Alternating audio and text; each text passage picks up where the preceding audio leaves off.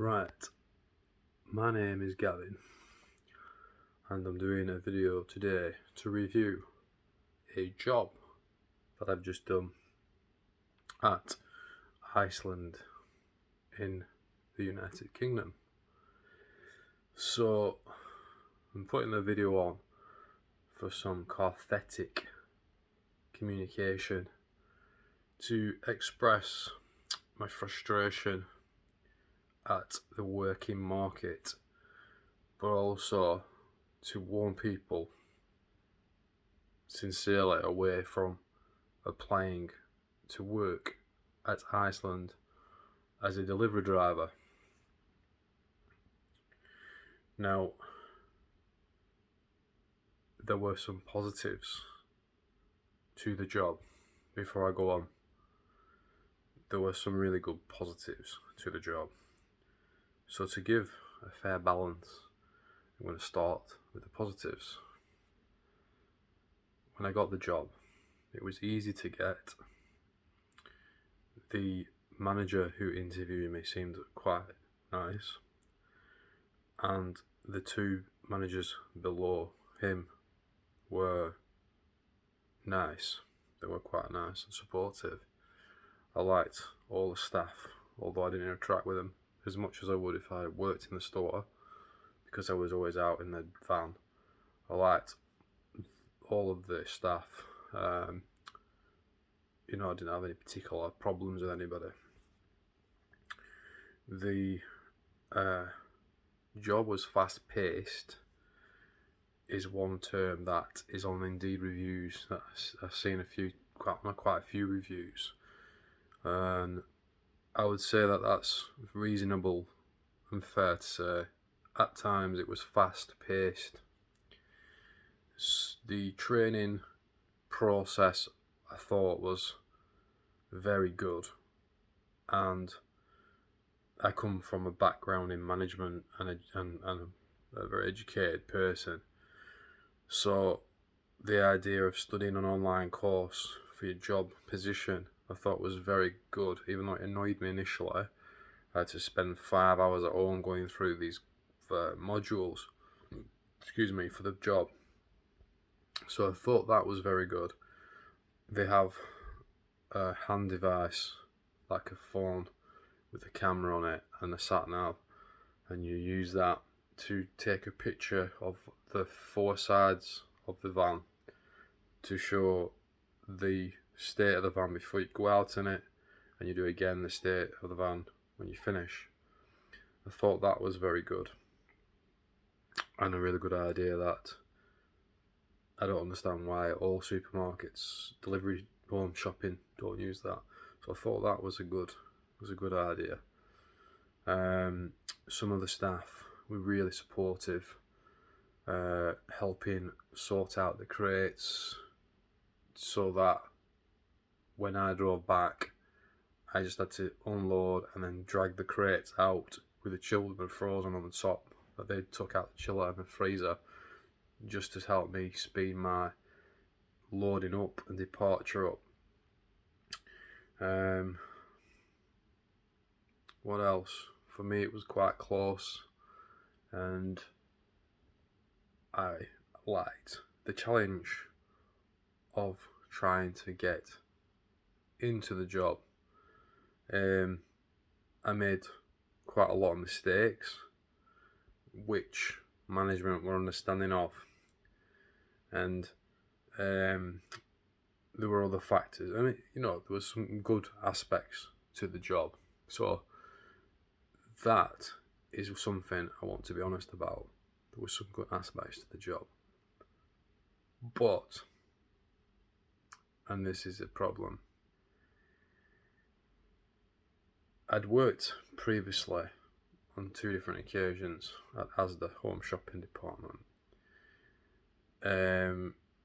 Without going into that story, but to transfer from that to Iceland, what happened was, after the first shift, I thought, nah, this is no good. I don't like the way they run it. It's totally different. I can see the problems that are going to come from the way this is working. I feel like it's not going to quite work as it's trying to make out it's going to work. And I was proven right. But I don't want to be able to work again. I'm a grafter, I'm a worker, and I don't want to be sitting at home or out of work. So I thought, no, you know what? I'm going to take ownership of this, and I'm not going to be beat by the system that they or policy processes that they use. I'm going to try my best and try to stick it out. So one shift passed into two shifts a week, a month, and then I was there 4 months. But nearly every shift I felt like walking because it was that bad. So I'm going to get real. As a company, whoever came up with the which has been in place, I think 10 years, the driving bit, I've no idea who they were, their experience, how much they were getting paid or are getting paid to do that job. But to me, they just pen pushers. It would strike me that they didn't know what they were doing. They just don't know what they're doing. It was blatantly obvious fairly quickly that the processes and driving procedure, whoever put it together had never driven, and if they have done it and followed or tried it out in a jam, like most companies will try something out in a region before they implement it all over the country. Maybe they tried it out in a middle class suburban area or something, rather than a working class town like Burnley. But before I continue, I went into Indeed Jobs and read the reviews after about 4 weeks, just to see if it was me, if it was me not capable of doing the job. Looking at it from a personal critical point of view. But I read the reviews, and nearly all of them was stressing exactly how I was feeling, what I was thinking, what I was going through. The point of this video is, in 2022, I think it's absolutely disgraceful, and this is to Iceland, that you are getting staff leaving and writing reviews, which I can vouch for, and I'm going to go into that, and you don't do anything about it, and you don't care, because I've read the reviews and I've experienced it myself, and you generally don't care in the delivery drivers. You don't have absolutely no concern about it, and you will say you do in your replies on review on Indeed Jobs. You've got a fairly generic response to someone commenting back to certain reviews, but you don't care. So don't pretend you care, because from my understanding of talking to staff that have worked there years, drivers that have worked there a long time, it's always been like this. So how does it work? You go into your shift quite a lot with 3 p.m. to 9 p.m. and you go in, and in that time you will do 3 deliveries of 2 hours each. So say 3 till 5, 5 till 7, and 7 till 9. So you have 2-hour delivery slots. Now, they expect mostly you to go in. You might have 10 deliveries. Quiet slot might be 8. But let's say you have over 10, between 10, 12, 14, and maybe even more sometimes. And mostly they're in the same town.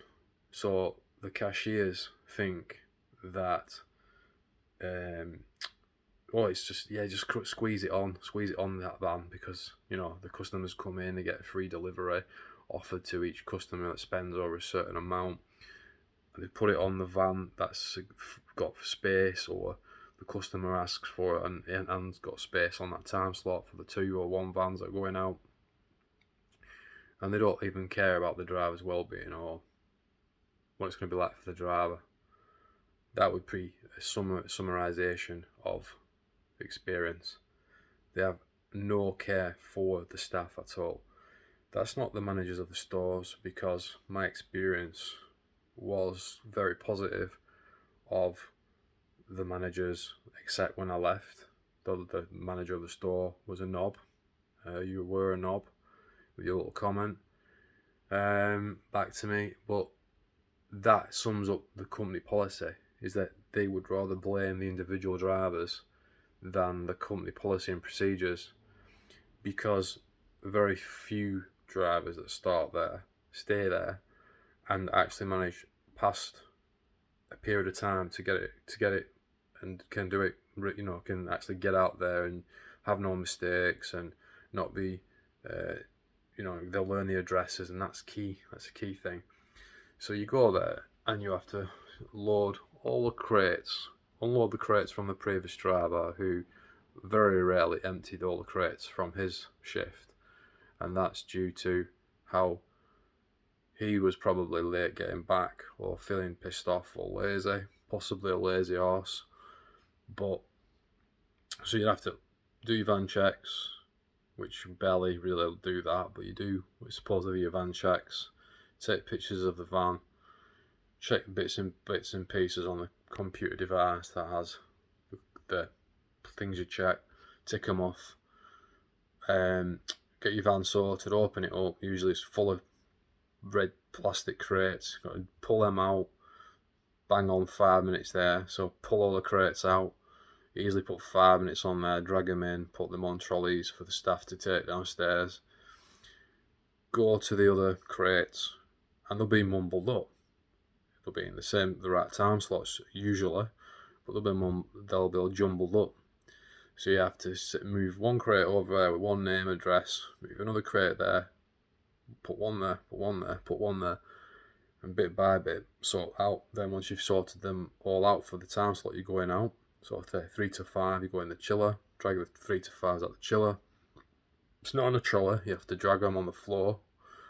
So you push them or drag them out, and then you put them on the respective time period, 3 to 5s, for the customers' names. So you pile crates for said customer A, said customer B. You've got to find them through 10, 12 deliveries piled up. Then you go into your freezer, drag the freezer out. So that takes easily 20 minutes. Easily 20 minutes. So you unload the van, that's 5 minutes. You've got to sort out the crates, which is another 15 to 20 minutes. Yeah, if I'm being really rushed. So if you were to start at 3, you're now 25 minutes into your shift, and you should have actually been driving out at 3:15, according to how their system works. So they give you 2 hours each time slot, with a 15-minute time blocked off to do the loading and unloading. But they don't think of counting the sorting out of the crates for each address from the chiller, frozen, and ambient groceries. So you end up 20 minutes behind, because if you set off at 3, you'd have a time cushion, so that, which is going to come up in a minute. So you'd have a time cushion. So you load your van up as fast as you can.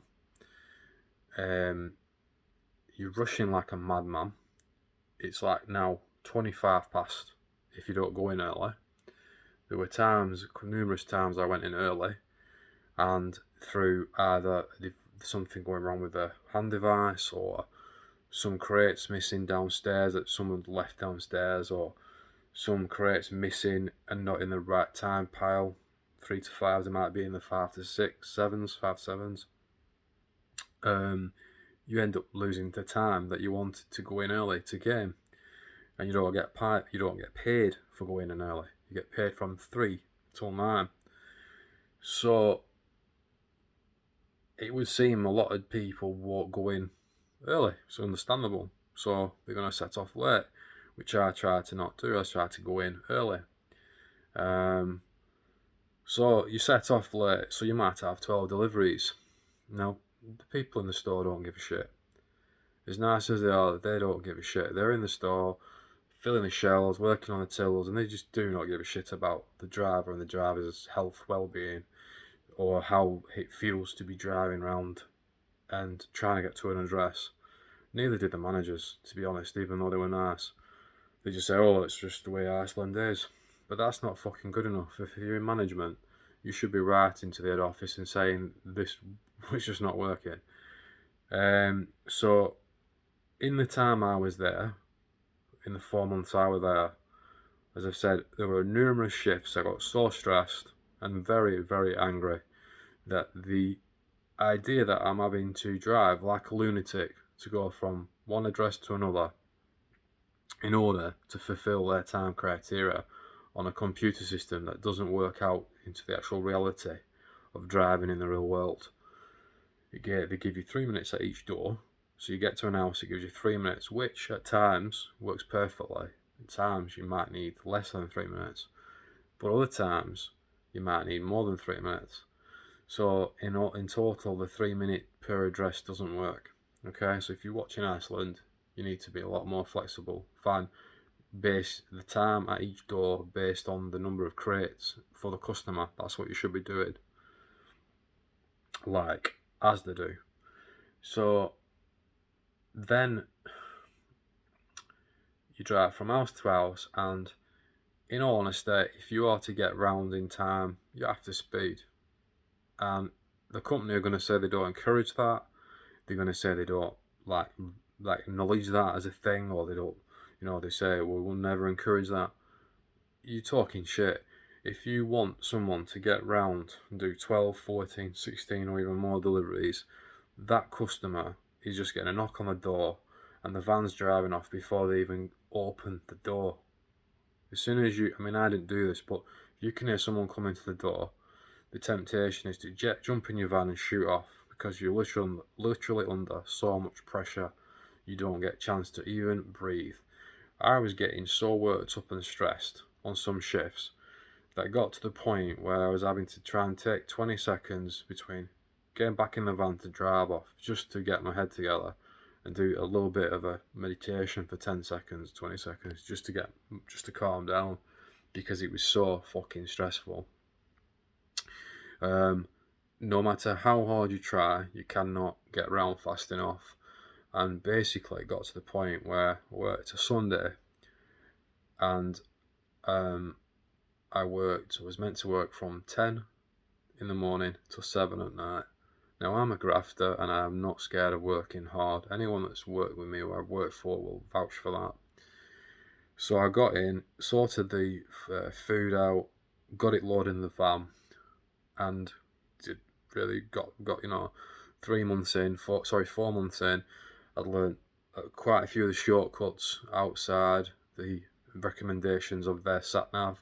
I've worked out where most of the locations are. I don't have any difficult addresses now, because I've got all the addresses like more or less learned off by heart, and know where a lot of the addresses are without looking at the sat nav. So I was starting to get on top of it, and I was feeling a bit more positive, because I was thinking it's the learning curve. I'm getting there. I'm starting to get there. So I was taking it on as if it was a challenge. Having said that, this Sunday I got back at 11:45 after setting off about 10 past, 20 past 10. So I got round really fast, zooming from house to house, dropping the shopping off. So I got back about 11:45 and I was dying for the toilet. And not meaning to be rude, but I went to the toilet and I thought, I'm not going to rush. I'm going for a number 2, and I'm going to take my time no matter what. I'm not being rushed to go to the lavatory. So I went to have a number 2.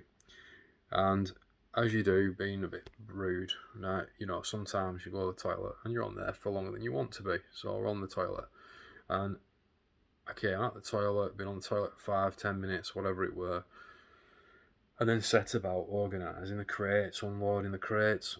I actually unloaded the crates before I went to the toilet, but never mind that.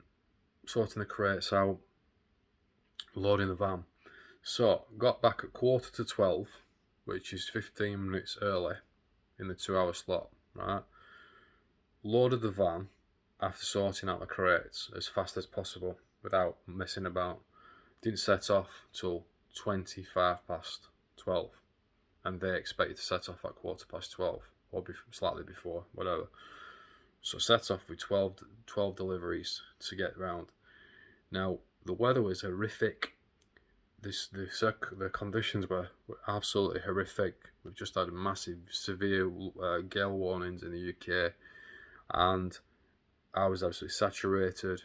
I was going from house to house, and I realised this is just not I'm not gonna get, like many shifts before, I thought I'm not gonna get round and get back for 2 o'clock to get my lunch, and then start getting the other orders right for the next slot.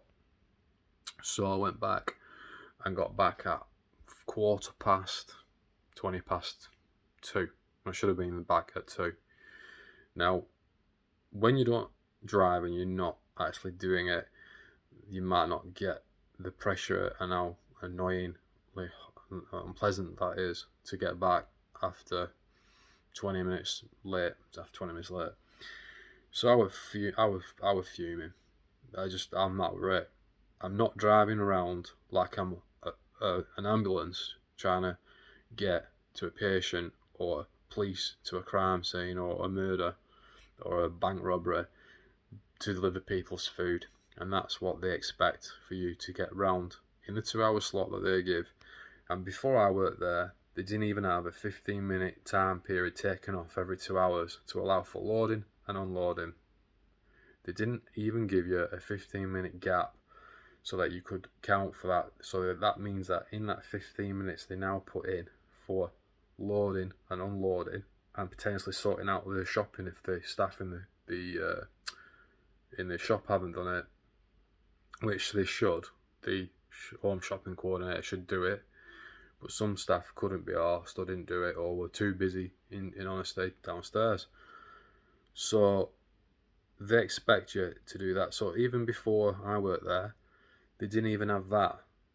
Now, that's a company that's been around doing this home shopping shit for over 10 years, and they're expecting the drivers to come back, unload and load and get back out in 60 seconds, even if it were already set up, sorted. Doesn't account for a water break, doesn't account for going to the toilet, getting your breath back, sorting out any other issues that might have come up, get back out and shoot. So it's all about making money for them. It's terrible and inexcusable that companies expect people who want to work hard to have to be put under so much pressure and be shat on so badly by people who are head office, who don't care about the drivers. They just do not care about drivers. So to sum up, I'd avoid it like the plague. The driving job is potentially, and I've had quite a few jobs in my life, it's potentially the worst job I've ever done in my life. Really, it is really that bad. They don't account for rush hour traffic, so they try to put on the same amount of deliveries in rush hour as they do on quieter time periods. They don't account for football traffic. I had one delivery where I had a house which was 3 houses around Burnley Turf Moor. When I tried to get down there before the football fans left, they got trapped in it, and each address was in a position that I could not avoid that traffic. So it took me 20 minutes to move a minute's drive away. I got to that house, unloaded the shopping, jumped back in. The next house was another minute away. It took me 25 minutes to get to that other house. And then after that, I had another house, which again took 15 minutes to get to. And this was on a delivery. I should have got back to the shop at, trying to think now, 4:30 if I hadn't have had Burnley Football Club fans in the way. I ended up getting back at 5:25. That meant I had to unload the van, load the van, and get back out for the next 5 till 7 slot. So, after numerous attempts, after spending 4 months trying to get to my grips with the job, driving the van around dark streets with double parked cars with an inch or 2 inches between the left and right side of the van, driving all the way down streets like that, trying to avoid banging people's mirrors and being courteous, trying to sort each crate out if the great manager, number 3, Jake, wasn't in, and other managers or people who should have done it didn't give a shit. So that last Sunday, got in, I thought, with all respect to her, she didn't even think about sorting out the crates for me. So I came back, I'd sort the crates out after going to the toilet, lost 25 minutes, shot off out, and I just was driving, I just thought, I'm done. The only thing I can do, I had a 6-day week, right, which was another positive, is they have a lot of hours. But finish off, in the time that I was there, they had, I think, 4 people start and leave after 2 or 3 shifts. One of them was a fucking staff sergeant, for fuck's sake. 58-year-old staff sergeant who'd been in the army all his life, and he left because of health and safety. Prior to that, they had a guy from Sainsbury's who left because of health and safety after 2 shifts or 3 shifts. Before that, they had a lad walk out after 6 hours. They had a member of staff do a single drive on her own after being trained by a boyfriend, and she didn't want to do it. She hated it, said it wasn't for her. It is terrible. Then they've now got a guy there who just started after I did 7 days a week when they only had me as the main driver, right? And he started, and he's a lorry driver with many years of experience driving an 18-tonner. And I can tell you for a fact, I won't be surprised if I'm not in contact with the staff now, but I won't be surprised if he doesn't last another week. I mean, it's up to him. I'm not talking for him, but he might not even be there now. That's how I talked to him one time, worked with him one day, and I could tell by what he was saying. We were happy, and I could just tell. So I don't expect him. So that would mean in the space of 4 months, they've lost 6 drivers. Then they've lost a guy that had been there a year, another guy had been there 5 years, another guy had been there 3 years. So they've all gone. Current main driver there is going for his HGV, so he's going. So they can't keep drivers, and yet the company does not wish to change, does not wish to look at it. And that's what that's what is truly disgusting about it, is the reviews clearly indicate the problem. There's thousands of reviews all saying pretty much the same thing. All you need to do, Iceland, is simple. I said this to the managers when I was there, and they respectfully did it due to some very severe road traffic works going on, right? They put 15 or 30 minutes blocking off the 2 hours, so the driver didn't have as many deliveries to try to get around because of the roadworks. But that should be what you're doing anyway. You should not be trying to cram in as many deliveries every 2 hours as you can. The monkey route system doesn't work. It doesn't count the times. It doesn't count for rush hour traffic, roadworks, bad weather, bad road conditions, finding streets. Now, in fact, you try and find some streets are really hard to find. So even if you struggle with one street in every 12, you might lose 10 minutes trying to find a street because the sat nav doesn't take you straight to it, or the signs don't show you where the house is. There's numerous things that can come up when you go to an address at night, especially at night, even though it can happen at daytime. So you can lose 5 to 10 minutes in that every 2 hour window just to find an address. If you lose 2 or 3 addresses, which is what's happened to me, you just can't find the address. You're going to be like 20, 30 minutes behind schedule trying to find addresses. And this is the key point. I was learning the addresses, and in the 4 months I'd been there, I'd pretty much got majority of the addresses learnt off by heart. I knew where they were. But the learning curve is so steep for drivers to try to learn and know where door numbers are, tight, weird estates, or little flats, trying to find the doors to old people's courts and homes. You could be going at one shift. I went round the bottom floor, all the way around, carrying 8 bags of shopping, and then I had to go up the stairs and go all the way around to find the numbers because they weren't clearly marked. And none of this is what I mean about pen pushers. Whoever's come up with the procedures of Iceland just haven't got a clue. Whether you've been doing it 20 years, 50 years, whoever's come up with it, you need to go out and do the driving for a few months in a busy one to understand what you're expecting drivers to put up with. And I won't put up with it, and I walked out on shift, which I didn't want to do, and I'm not proud of doing that. But I was at my wit's end. The pressure is too much. You're expecting people to drive ridiculously fast around. You can't drive at a casual pace because you're just going to get really late and behind.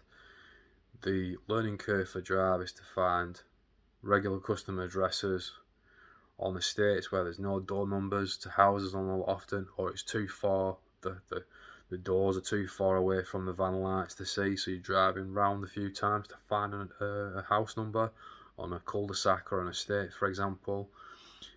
You just don't take into the account these things, and you expect your drivers to just put up with it. It's just not acceptable, Iceland. It's not acceptable. You need to change your methods and policies. You need to get a group of your drivers together and actually listen to them rather than just like throw something back at them. You need to listen to them. I would suggest that at the very least you have a 15-minute time period that you've already got in place at the moment, but I would add another 15 minutes on and just deal with the fact that you're not selling or delivering as much and take the hit from the economic situation with it, because you're spending just as much money probably, or a lot of money, on recruitment of drivers. You're losing a lot of drivers like myself who've really tried. I really tried to make that job work. I took on responsibility for the things that I did wrong, mistakes I made, leaving shopping on board sometimes by accident because the lights in the back of the van weren't lit, lighting the shopping tags, receipts, stickers, whatever. Or I had a crate in front of one and I might have missed that because you're rushing. You were rushing. The drivers too much, so they make mistakes. I made loads of mistakes, and I respect the fact that the managers didn't get on my back about that. But that was due to the pressure that you're putting drivers to deliver. Ridiculous. Absolutely ridiculous. And then a few other things. If I'm finishing at 9:10, you should be paying me to 9:10. I shouldn't be having to worry about messaging a manager or messaging someone else and then you say, is it your fault or is it our fault? It's your fault. If I'm finishing at 9:30, I should not have to think about messages. So you need a clocking in system. Yeah, you need a clocking in system, and you should be paying people when they start and when they stop by the minute, not asking people to ask for 10 minutes extra, 15 minutes extra. It's illegal. What you're doing is actually illegal, and I probably could sue you for that because you're actually asking people to work for free for 10 minutes, 20 minutes, and the managers are dictating or debating or asking whether I'm working overtime because I've made a mistake. Does that really sound 2022 to you? If I make a mistake doing a job, which is what people do at times, and I make a mistake, what does a mistake constitute? Not being able to find an address for 5 minutes, 10 minutes, and being late 10 minutes, 15, 20 minutes late back because of that. You're punishing me for that, so I'm working 20 minutes overtime. Now, some drivers, because they've done it a while, they get good at it, and I respect that. But the learning curve, the health and safety, you expect drivers to learn how to do the job in a few weeks. That's not how it's going to work. Most people, I'm an intelligent guy and I've got delivery driver experience and management experience. So you're expecting people to learn a job in a few weeks when it takes months to learn the shortcuts, ignore the sat nav, to get shortcuts. And even then, I've had days where I've done the job flawlessly, and this is very important you listen to me. I've had days where I've done the job flawlessly. I have not found an address difficult. I've gone from house to house perfectly. I've been at the door for 30 seconds before I've shut off, not 3 minutes. And even then, I've only managed to get back at 10 past the hour at the end when I should have been back 10 minutes. So 12 till 2, might only get back 10 past 2, quarter past 2, 20 past 2. And I've delivered perfectly. But some pen pushers at Iceland believe that the computer system works perfectly in selecting routes and the time it takes from one house to the next house to the next house. It doesn't. It's very, very, very flawed. So take into account rush hour traffic. 3 to 5s should be in certain towns. They should add some time, reduce expectations. You cannot physically maneuver a van through rush hour traffic, and these people will say, well, go this way, go that way. It doesn't quite work like that on the main roads. It's very difficult to avoid key areas of traffic. You can't do a magic detour, and the detours or back streets, etc., or back roads is sometimes longer. So it's a terrible job, and I would avoid it. 100% would tell you to avoid it. And I'm putting this video on because Iceland, if you don't change the way you do it, you don't deserve anybody doing that job. I'm amazed that you haven't been pulled up expecting drivers to drive 8 hours, which is what happened at my store, 6 till 2, and get paid, but you're not giving them half an hour break. It's illegal. Yeah, it's illegal. If you're not giving staff their 30-minute break, it's illegal. And I'm saying to you, or anyone else watching that, Iceland, you're breaking the law. CEO, whoever you are, Iceland, you're breaking the law. All staff are entitled to 30 minutes break in an 8-hour shift. I think it's 6 hours, 20 minutes, they're allowed 15 minutes, something like that. But you're breaking the law. Drivers, many times, from reviews I've read and I've seen it in person, chose not to have a full break or any break, or were expected to work from 6 till 2 without a break. That means they're driving nearly 7 hours with loading and unloading, stopping probably without a rest. It's ridiculous, it's disgusting, and it's unfair. So you need to sort yourselves out and change how you operate in your home shopping department. I'll say one more thing. I think if customers actually knew how badly you were expecting and treating your delivery drivers, I don't think many of them would actually use your online on your online shop. Yeah, as much as it's convenient, you do some good things. The fact you've still got bags for customers is great for customers and makes your driver's job a lot easier.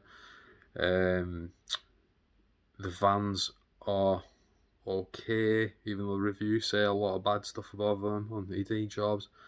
The railing system, where you rail slide your crates in, they aren't really good, because if you don't have them meet the hook, like the other day on Sunday, I left my hook, like first time it's happened, but I left it in the shop.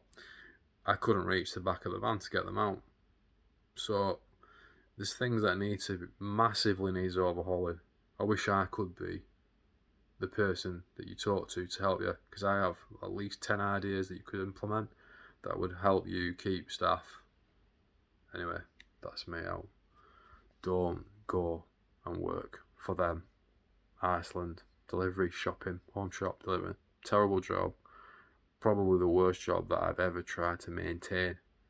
Took the challenge, really tried hard, experienced delivery driver, and it was absolutely horrendous. Avoid it like the plague. See you later.